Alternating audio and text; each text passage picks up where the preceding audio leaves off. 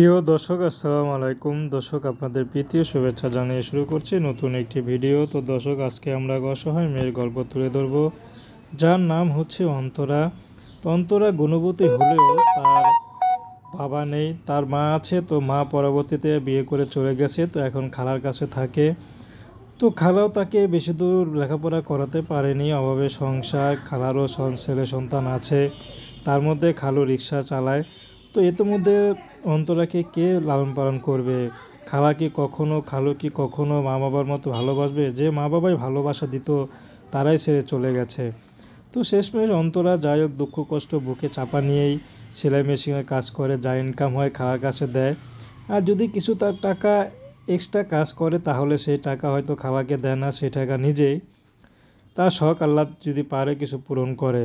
কিন্তু বেতনের টাকা যা আসে সবই অন্তরার খালা নিয়ে যায়। কিন্তু অন্তরার খালা যে অন্তরার বিয়ের বয়স হয়েছে, বিয়ে সাথে দিবে, সেই ব্যবস্থা অন্তরার খালা করতে পারছে না, আর চায়ও না।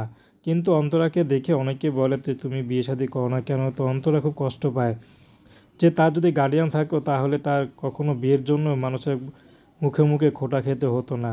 তো অন্তরা এখন ইউটিউবে এসেছেন, যদি ভালো একজন মানুষ পায়, সে যদি বিবাহিত হয় সমস্যা নেই, অন্তরা তাকে বিয়ে শাদী করে নেবে। তার বয়স যেমনই হোক, সে যদি ইনকাম কমও করে তাতে কোনো সমস্যা নাই, কারণ তার পাশে এখন একজন স্বামী দরকার, একজন গার্ডিয়ান দরকার। তো দর্শক, এ ছিল অন্তরা জীবনের সংক্ষিপ্ত জীবন কাহিনী। তো প্রেম ভালোবাসা, সাহায্য সহযোগিতা, বিয়ে শাদী করা একান্ত আপনাদের ব্যক্তিগত ব্যাপার। তো আসুন আমরা 5 ওয়াক্ত নামাজ পড়ি, সর্বদা দেশের সেবা করি। আসসালামু আলাইকুম।